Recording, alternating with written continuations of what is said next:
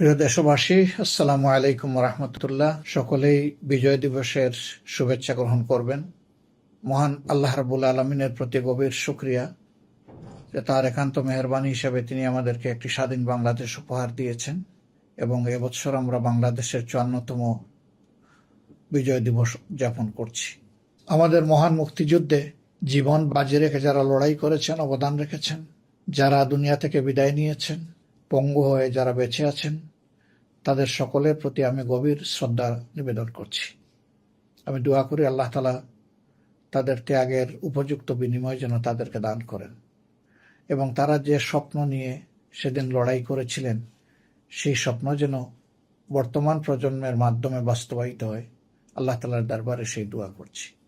দেশে কিংবা প্রবাসে প্রিয় বাংলাদেশি যারাই আছেন, আমি সকলকে আবারও বিজয় দিবসের আন্তরিক শুভেচ্ছা জ্ঞাপন করছি।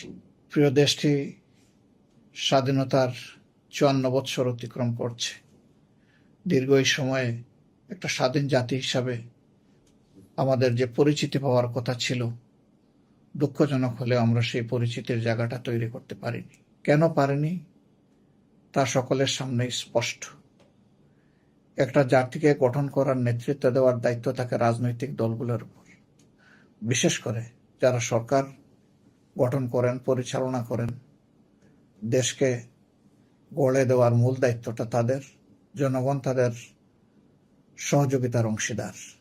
দুঃখের বিষয় যে এই রাজনীতিবিদরা মুঠা দাগে বলতে গেলে কেউই তার দায়িত্ব জনগণের আকাঙ্ক্ষা অনুযায়ী পালন করতে পারেননি, যার ফলে জন আকাঙ্ক্ষা অবাস্তবায়িতই রয়ে গেছে।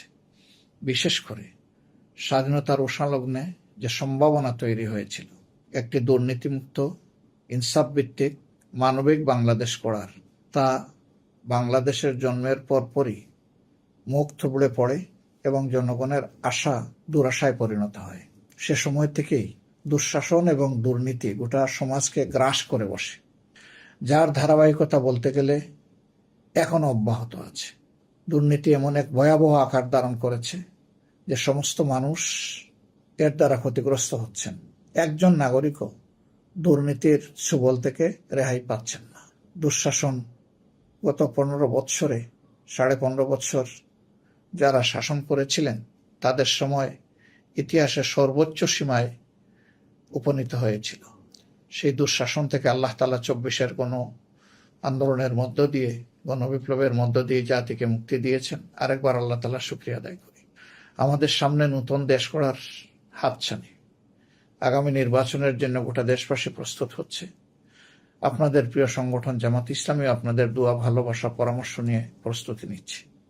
এই নির্বাচনের মধ্য দিয়ে এমন একটি শক্তি সামনে নির্বাচিত হোক আমরা প্রত্যাশা করি, যাদের হাতে বাংলাদেশের জনগণের জীবন, সম্পদ এবং ইজ্জত রক্ষা পাবে। সেই আমানতদারি রক্ষা করে তারা দেশ পরিচালনা করতে পারবে সততা এবং স্বচ্ছতার সাথে।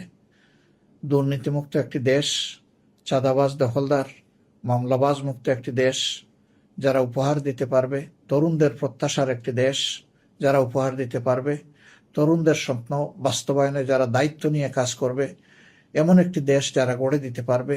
আগামী নির্বাচনের মধ্য দিয়ে সেই শক্তিকে জনগণ বেছে নেবে বলে আমরা আশা করি। আমরা জনগণের উপরে যথেষ্ট আস্থা রাখি। আমাদের জনগণ ইতিহাসের বাঁকে বাঁকে প্রমাণ দিয়েছে তারা এই দেশকে ভালোবাসেন এবং তারা নিজেরা ভালো থাকতে চান। কতিপয় দুষ্ট লোকের কারণেই জনগণ বারবার প্রতারিত হয়েছে, ক্ষতিগ্রস্ত হয়েছে। আমরা চাই না সেই দুষ্ট পথ এই সমাজে অব্যাহত থাকুক। এর হাত থেকে দেশ মুক্তি পাক, নতুন বাংলাদেশ জন্ম নেক। আজকের এই দিনে এ শপথ হোক আমাদের সকলের। আমরা সেই অঙ্গীকারে আবদ্ধ হব। আগামীর বাংলাদেশ হবে একটি নতুন বাংলাদেশ। আগামীর বাংলাদেশ হবে তারুণ্যদীপ্ত বাংলাদেশ। আগামীর বাংলাদেশ হবে দুর্নীতি এবং দুঃশাসন মুক্ত বাংলাদেশ। সর্বোপরি আগামীর বাংলাদেশ হবে একটি মানবিক বাংলাদেশ। সবাই ভালো থাকবেন। আল্লাহ তাআলা সবাইকে ভালো রাখুন। আসসালামু আলাইকুম ওয়া রাহমাতুল্লাহি ওয়া বারাকাতুহু।